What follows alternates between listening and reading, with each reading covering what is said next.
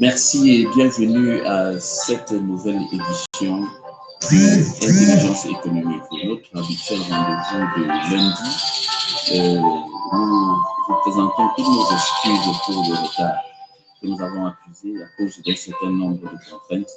Toutefois, nous allons aller très rapidement étant donné que le temps nous tient à la gorge ce soir. Je dis bonjour à chaque internaute, à chacun d'entre vous.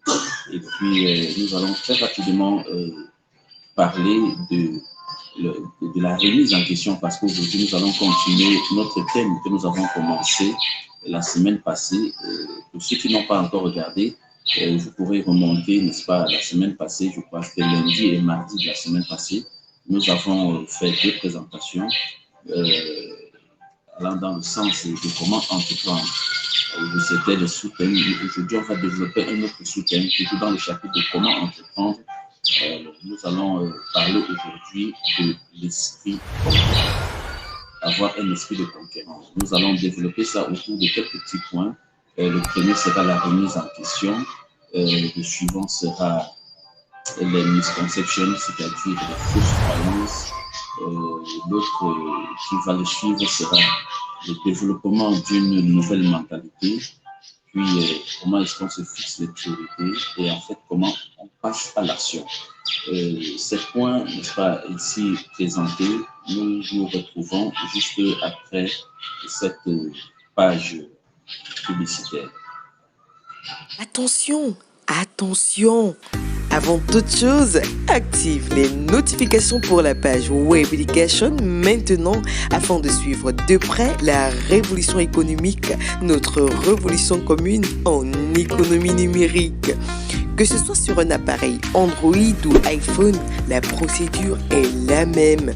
Il suffit juste de cliquer sur les trois points horizontalement alignés à droite, cliquer sur gérer les paramètres d'abonnement, cliquer sur vidéo en direct et enfin cliquer sur toutes les notifications.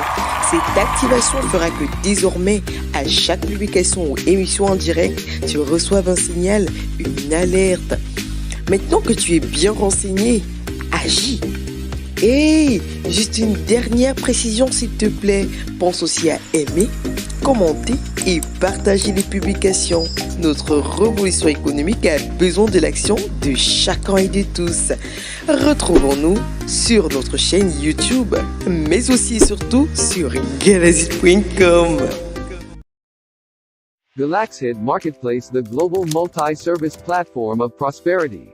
Now, buy and sell e-goods, goods and even services. Additionally, meet new people's offer and catch opportunities. Deal with anyone from anywhere. List your businesses. Create e-shops, classes, courses, free or paid events, and more. Notice, it is free of charge. Many more payment methods too will still be integrated. The Laxhead Marketplace, the market at your place. TheLaxhead.com. Que nous allons parler directement de la remise en question.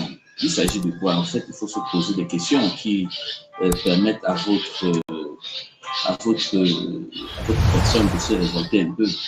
Des questions du genre est-ce que si j'étais victime d'un accident grave aujourd'hui et que je me retrouvais dans un état d'improductivité parfaite, est-ce que ma famille continuerait quand même à vivre à son meilleur niveau?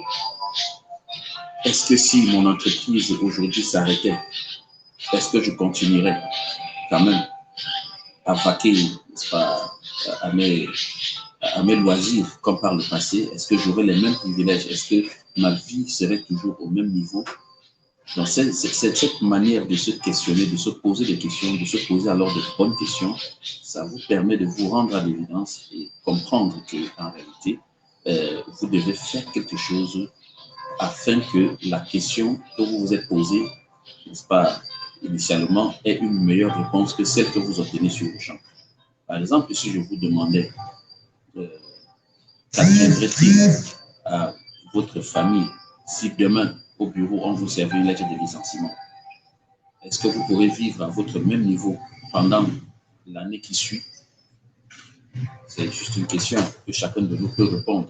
C'est juste une question qui permet, n'est-ce pas, de voir si ce que nous avons entre les mains comme outil de création de revenus peut véritablement tenir au mauvais moment.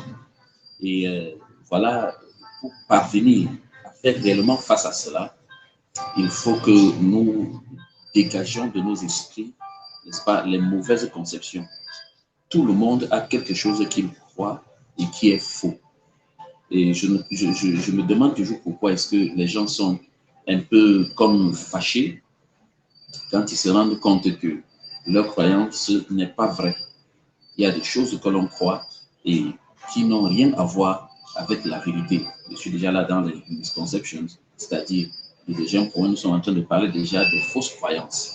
Les fausses croyances sont, n'est-ce pas, un état mental qui a pour effet de paralyser l'action entrepreneuriale. C'est la raison pour laquelle nous devons aborder cette situation, n'est-ce pas, sur notre plateau.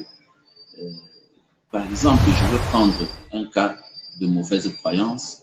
On croit que sur Internet, il n'y a que de l'arnaque. C'est une fausseté. Il y a plus d'arnaque au marché central de votre localité ou bien au marché, au petit, ou à la boutique de votre quartier qu'il y en a sur Internet. Je prends tout simplement un exemple. Si je vais sur le marché de la place aujourd'hui, je peux facilement me faire servir un produit que je n'ai pas commandé. Et il se trouve que je sois dans l'incapacité de rembourser ce produit simplement parce que peut-être j'ai acheté des mains d'un marchand ambulant. Or, c'est des situations qui n'arrivent jamais sur Internet. Si vous achetez quelque chose sur Internet et que vous achetez ça de la bonne façon, il est inexplicable que vous ne vous fassiez pas rembourser. Sauf si vous avez acheté ça par de voies contournées, si vous avez acheté ça par de voies claires, on devrait normalement pouvoir vous rembourser. Si vous avez acheté avec votre carte Visa, si vous avez acheté avec votre carte, votre Mastercard, si vous avez acheté avec votre compte PayPal, si vous avez acheté avec votre compte Stripe, si vous avez acheté avec votre compte Paxum, si vous avez acheté avec votre compte EcoPays, ainsi de suite, forcément, vous allez pouvoir vous faire rembourser. Parce que c'est des systèmes où le vendeur et l'acheteur sont d'abord enregistrés. Il y a une traçabilité au niveau des transactions. Donc, on ne peut pas dire que sur Internet, il n'y a que de l'arnaque. Si vous faites prendre, n'est-ce pas, par les herbes, ça veut dire que vous avez couru dans le champ. Donc, si vous vous faites arrêter, vous vous faites, n'est-ce pas, escroquer sur Internet, ça veut dire que vous avez visité des mauvais sites Internet. Donc, vous devez vous tenir loin de cela si vous voulez éviter un tas de grincements dedans. Donc, il y a des grincements, il y a des mauvaises conceptions comme ça, l'arnaque en ligne. Il y a également le fait qu'on dise que le e-commerce ne peut pas se développer en Afrique parce qu'il n'y a pas des adresses comme en Europe. C'est un peu une mauvaise conception. Le fait de dire que l'adresse n'est pas en termes de numéro de rue, numéro de maison, comme ça se passe en Occident, ça signifie qu'on ne peut pas faire du e-commerce. Mais pourtant, dans la même Afrique, il y a des gens qui ont eu à acheter des choses de l'Europe et ils ont reçu leurs marchandises, ils ont reçu le produit, ils ont reçu les services qu'ils ont achetés. Mais pourquoi on pense que quand on achète de l'Europe, le produit peut venir, mais quand on achète de l'Afrique, le produit ne peut pas venir?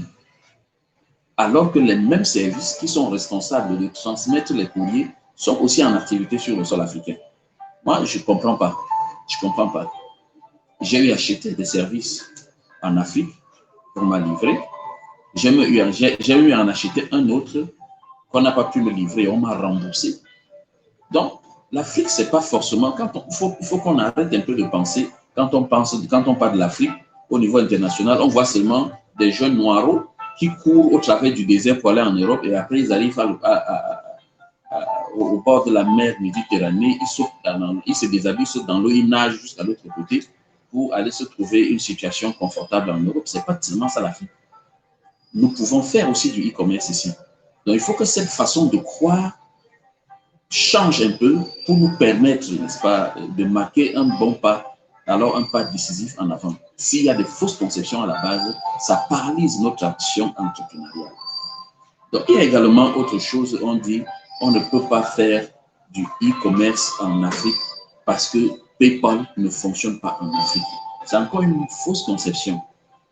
PayPal marche en Afrique à condition que certaines dispositions administratives soient prises.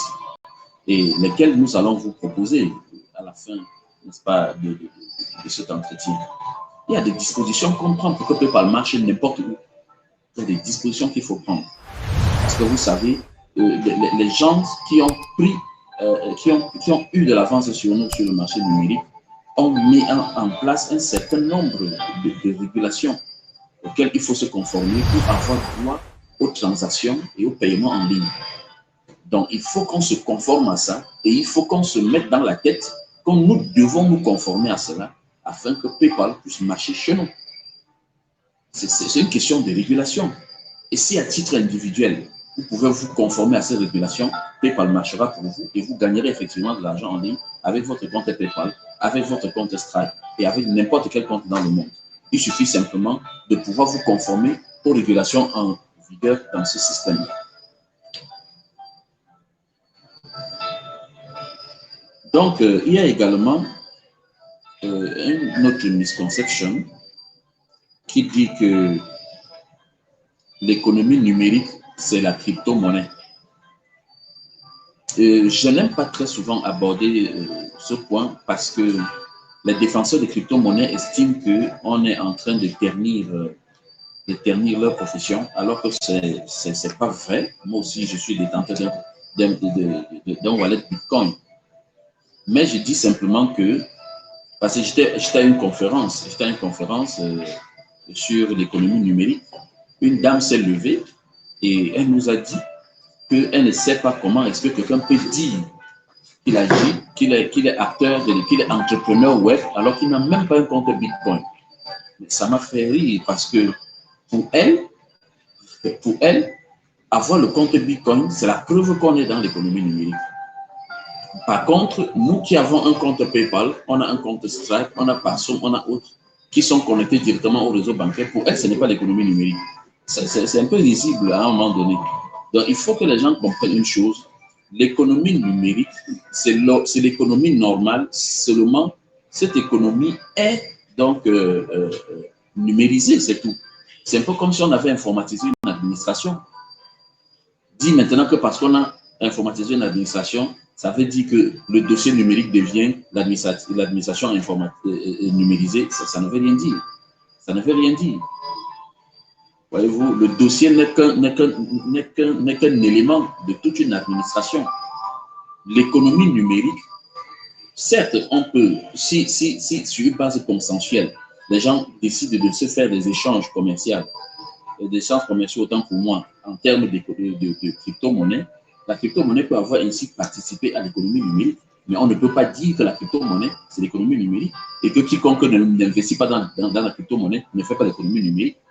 Parce qu'en réalité, aujourd'hui, si vous allez sur les plus riches au monde, vous pouvez consulter les plus riches au monde, vous tapez même sur Internet, sur Google, les 10 plus riches au monde, tapez même les 20, même les 100, vous ne verrez aucune personne qui a été enrichie par la crypto-monnaie. Aucune. Du moins, d'après Forbes, ça n'existe pas. Or, Forbes, ce sont des références, autant pour moi, les plus têtues qu'on puisse avoir à manipuler dans ce cadre-là. Et puis, il y a une autre misconception qui dit, où les gens disent que je n'ai rien à vendre. Mais sincèrement, on a toujours quelque chose à vendre. Si vous n'avez rien à vendre, ça signifie que vous vivez inutilement. Tout ce que vous pouvez proposer comme service, tout ce que vous pouvez proposer comme produit, tout ce que vous pouvez proposer comme petit service, il y en a plein, il y a plein de choses que vous pouvez vendre. Et chaque chose que vous pouvez faire, n'est-ce pas, comme offre de service, ça peut aussi s'offrir sur Internet. Vous voyez, vous n'avez qu'à sortir. Je parle de mes frères et sœurs ici en Afrique. Vous n'avez qu'à sortir dans votre quartier, dans votre ville. Vous marchez, vous regardez les panneaux publicitaires, les plaques qui indiquent les activités, n'est-ce pas, de nos concitoyens. Vous allez vous rendre compte qu'il y a le nom de l'entreprise sur la plaque. Vous allez vous rendre compte qu'il y a les slogans publicitaires sur la plaque. Il y a des numéros de téléphone sur la plaque, mais il n'y a pas un site web. Il n'y a pas une page Facebook, par exemple. Il n'y a rien qui renvoie à l'économie numérique. Il n'y a rien qui permette, n'est-ce pas, de comprendre qu'ici, on est en train de développer ou alors de mettre en place un système qui permette de servir les gens à distance. Et ça, c'est un véritable frein. Et ce sont des fausses conceptions qui, de nos jours, doivent être cassées. Ce n'est en fait pas que nous n'avons rien à vendre. C'est en fait que nous ne savons pas comment est-ce que nous devons numériser nos activités. Et tant que nos activités ne sont pas numérisées, nous serons toujours en train de courir après les différentes cassures qui ont eu, et même après la cassure numérique. Aujourd'hui, on est en train de passer, n'est-ce pas, de l'intelligence, je veux dire, du secteur numérique à l'intelligence artificielle. Mais déjà, la fracture numérique qui nous pénalise en arrière ici et qui nous empêche, parce que j'ai regardé une vidéo il y a quelque temps seulement, où certains Français se plaignaient, qui sont en train de subir, les Français se plaignaient d'être en train de subir l'intelligence artificielle qui se met en place, parce qu'il n'y a pas un géant comme Google en Europe, parce qu'il n'y a pas un géant comme Facebook en Europe, ainsi de suite. Les Américains ont, n'est-ce pas, se sont fait pionniers, n'est-ce pas, sur le chemin, sur le terrain de l'économie numérique. Et c'est ça, en fait, qui demeure préoccupant jusqu'aujourd'hui. Parce que, malgré tout, les gens ne peuvent qu'en parler. Mais nous devons mener des actions concrètes pour pouvoir y arriver. Ça commence dans nos têtes, dans nos esprits, à savoir que, effectivement, nous aussi, nous pouvons vendre sur Internet, nous pouvons créer des revenus, nous pouvons créer des richesses sur Internet. Ça exige, n'est-ce pas, un certain renouvellement de mentalité. Et c'est ce de quoi nous allons parler tout de suite après cette petite pause publicitaire.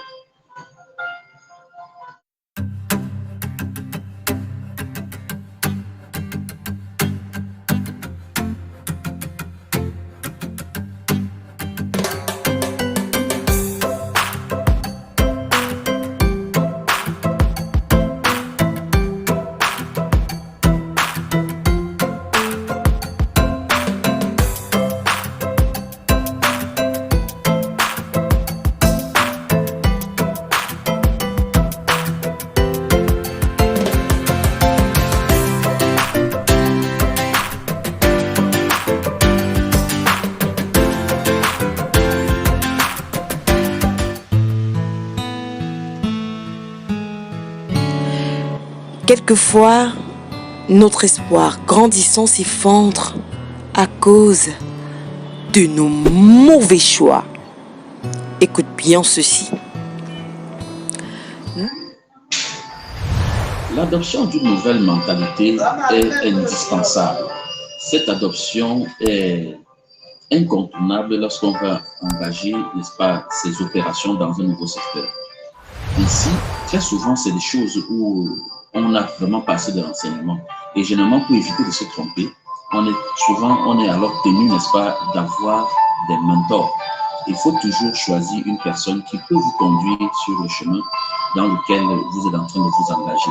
Ça permet de limiter les dégâts, n'est-ce pas? Le processus d'adoption d'une nouvelle mentalité n'est pas aussi facile que cela. Vous avez toujours besoin de quelqu'un pour vous enseigner ce que vous devez connaître, n'est-ce pas? Même à l'école, vous avez des maîtres, vous avez des professeurs, et même à la maison, vous avez des répétiteurs, ainsi de suite, qui vous permettent, n'est-ce pas, de mieux appréhender la chose.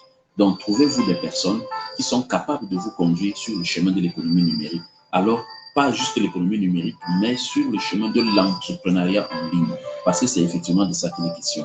Si vous avez déjà entrepris offline, ça signifie que vous devez trouver également quelqu'un qui a entrepris offline, mais qui a développé un côté virtuel, un côté en ligne, n'est-ce pas, qui porte du fruit.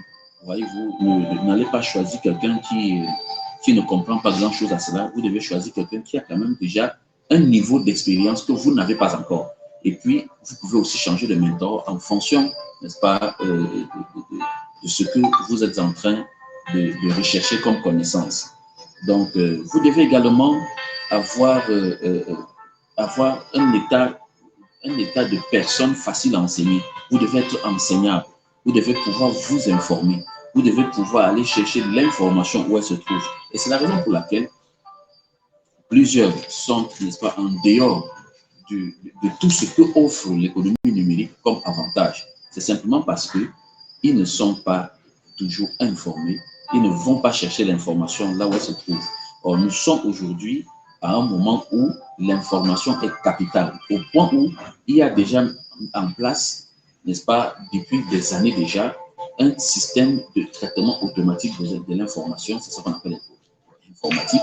Et maintenant, par le système numérique, on a même la possibilité de traiter et de transmettre l'information instantanément. Donc, les choses sont en train d'aller très rapidement, mais cela risque de nous échapper si nous n'avons pas le réflexe non seulement de nous informer, mais également de prendre des risques. Nous devons avoir la capacité de prendre les risques. Et ça demande une mentalité assez coriace. Et ça s'apprend. Ça s'apprend. Et ça s'apprend à côté des personnes qui prennent aussi des risques. Nous devons apprendre à prendre des risques. Maintenant, il ne s'agit pas d'être téméraire, mais il s'agit, n'est-ce pas, de s'asseoir et d'évaluer les enjeux et savoir prendre position et tenir. Et ensuite, également, nous devons pouvoir assumer les outcomes, c'est-à-dire les résultats. C'est pas que lorsque ça a échoué, on commence à trouver la petite bête chez l'État, on commence à trouver la petite bête chez les parents. En fait, c'est parce que j'ai grandi dans une famille pauvre, c'est pour ça que je suis pauvre, ainsi de suite. Nous devons pouvoir assumer, nous devons pouvoir reconnaître que si nous ne sommes rien, c'est parce que nous n'avons rien fait pour être quelque chose. Donc, voilà. Et après cela, nous voulons parler tout de suite et maintenant des priorités. Et c'est presque, nous sommes à l'avant-dernier point de notre développement. Nous devons parler des priorités. En fait, ici, la priorité ne consiste pas simplement à dire je vais faire ça en priorité et ça, je vais faire quand j'ai le temps. Non, il ne s'agit pas de ça. Il s'agit, n'est-ce pas, d'avoir un timing, un emploi de temps des actions concrètes à mener. Voyez-vous, et ne pas respecter les priorités, ça signifie quoi? Ça signifie que, par exemple, à l'heure que j'ai arrêté de faire du sport, je me retrouve en train de dormir. C'est ça, ne pas respecter les priorités. Quand on établit les priorités, on fait chaque chose en son moment. Et c'est véritablement indispensable pour réussir dans toutes sortes d'activités. Et bien plus encore pour réussir dans le e-commerce, dans l'activité de l'économie numérique. Parce qu'avant que vous ne puissiez gagner les revenus à titre passif, vous devez pouvoir travailler à mettre un système en place qui permet que pendant que vous dormiez, n'est-ce pas, que l'argent vienne vers vous. Et ça se travaille, ça se pousse, alors ça se pousse vraiment très dur. Nous allons passer à la dernière articulation de notre soirée, où nous allons parler de la prise de l'action. Nous allons parler de l'action. Mais avant cela, nous allons écouter un petit reportage signé. Hey, bonjour à toi. Les choses vont très vite et chaque nouvelle solution cache toujours un nouveau défi. As-tu constaté que les riches aujourd'hui sont non pas ceux qui savent trouver les solutions, mais ceux qui peuvent les vendre et même les vendre à plusieurs personnes, voire au monde entier? Sais-tu pourquoi les publicités te montreront où tu peux faire des achats et non où tu peux vendre? En fait, c'est simple. Ces gens savent d'où vient le pouvoir. Ils savent que si tu passes ta vie seulement à acheter, tu finiras pauvre et eux les vendeurs resteront riches. Et si c'est avoir du pouvoir, il est conféré par la vente. Or, voici ce que tu dois savoir de très important et qu'on ne te dira jamais dans une publicité. Te développer de bonnes relations et pouvoir vendre massivement, vendre sur Internet, te sont indispensables pour maîtriser non pas tes revenus, mais la source de tes revenus et réaliser tes projets du rêve. La bonne nouvelle de ce jour est que pour toi, Galacite.com, ton réseau socio-professionnel et marketplace, a ôté ce qui t'empêchait de vendre sur Internet depuis le confort de ta maison. Oui, dès maintenant, tu peux facilement tout vendre. Vendre ce que tu fais, vendre ce que tu sais, vendre ce que tu es, vendre ce que tu as, et etc. Et recevoir ton argent directement dans un compte ou carte bancaire de ton choix sans intermédiaire. Et c'est gratuit. Sur Internet, tout le monde peut acheter, mais très peu ont la possibilité de vendre. Mais tu es désormais informé que la seule communauté en ligne où chacun peut acheter et vendre en toute sécurité, peu importe sa langue et sa localité, c'est Galacite.com, la plateforme qui vend pour ses abonnés, qu'ils veillent ou qu'ils dorment. Va maintenant sur Galacite.com et ouvre gratuitement un compte. Envoie les invitations à tes amis sur d'autres réseaux sociaux pour qu'ils ouvrent leur compte par ton lien personnel et deviennent par le même fait les amis ou les potentiels partenaires sur Galacite. Ainsi, Tes amis, leurs amis, les amis de leurs amis seront automatiquement notifiés de tes activités et encouragés à acheter tes produits et services. Alors forcément, tu feras du profit avec galasite.com sans contrainte de faire de la publicité. Ouvre gratuitement tes e-boutiques, vends-y des produits physiques, des produits virtuels, des produits téléchargeables comme de la musique, les vidéos, des applications, des jeux, vends les abonnements à facturation récurrente ou unique, les tickets d'événements et bien d'autres. Crée gratuitement des cours, des formations et même des salles de classe et fais-toi payer par un nombre illimité d'élèves, d'apprentis ou d'étudiants près de chez toi ou à l'étranger. Toujours avec nos outils, fais tes réservations, tes consultations, fais-toi connaître d'une nouvelle façon chaque jour. Et attention, ce n'est pas tout. Pour te faciliter la tâche, tu as la possibilité en fonction de ton pays de choisir une ou plusieurs des passerelles de paiement internationaux déjà intégrées à galasite.com. Elles te serviront, en plus de recevoir tes paiements de partout, à payer également tes fournisseurs dans leurs comptes bancaires locaux respectifs et ce, à des coûts intéressants, faibles et même très faibles. Si tu as l'âme de vendeur, arrête de gaspiller ton temps sur Internet à générer des fortunes aux propriétaires des sites web et pas un seul sou pour toi-même. Rentabilise ton smartphone en allant sur Galasite pour créer gratuitement un compte et vendre en ligne dès aujourd'hui. Quelqu'un a dit tout à l'heure en commentaire que c'est clair, tout est à vendre. En fait, je le dis afin que vous sachiez que nous sommes effectivement en direct. Ce n'est pas une vidéo qu'on est en train de jouer. On est effectivement en direct. Nous parlons donc de la prise des actions, n'est-ce pas? Nous devons prendre, nous devons passer à l'action. Nous devons agir. Une fois que nous avons la bonne compréhension, nous devons agir. Et quand nous n'agissons pas, nous retardons, n'est-ce pas, nos réalisations, nous retardons notre processus de développement personnel. Tout ce qu'on peut savoir ne peut avoir du sens, ne peut avoir de la concrétisation que si nous agissons en fonction de nos connaissances. Alors, pour le faire, nous devons avoir une mentalité de fonceur. Nous devons avoir une mentalité, n'est-ce pas, de quelqu'un qui ne recule pas. Il y en a qui appellent ça, n'est-ce pas, la mentalité de lion. Maintenant, le lion n'est pas toujours ce qu'on croit parce qu'en réalité, quand il y a la chasse, très souvent, c'est la lionne qui chasse. Et le lion, parfois un peu très paresseux, il vient, il ouvre la cage thoracique, il mange tout ce qui est mou à l'intérieur, c'est-à-dire le cœur, les poumons, et puis il quitte. Et puis les autres, les lionceaux et la lionne maintenant viennent se battre sur la carcasse. En fait, c'est un peu cela. Mais en réalité, la mentalité qu'il faut avoir, c'est la mentalité d'une personne véritablement déterminée. C'est la mentalité d'une personne véritablement qui a soif d'arriver à un objectif. Et c'est la raison pour laquelle il est toujours important pour avoir, n'est-ce pas, du poids, pour donner du poids à son action, il est toujours nécessaire, n'est-ce pas, d'avoir une raison fondamentale, quelque chose qui sous-tend, n'est-ce pas, notre activité, notre prise de décision, notre changement de mentalité, notre action. Et cela doit être considéré comme quelque chose qui vous marque. Vous pouvez par exemple décider de vous lancer dans l'économie numérique et de passer à l'action simplement parce que vous voulez changer votre situation financière. Et je pense que c'est quand même noble. Vous pouvez aussi le faire justement parce que vous vous rendez compte que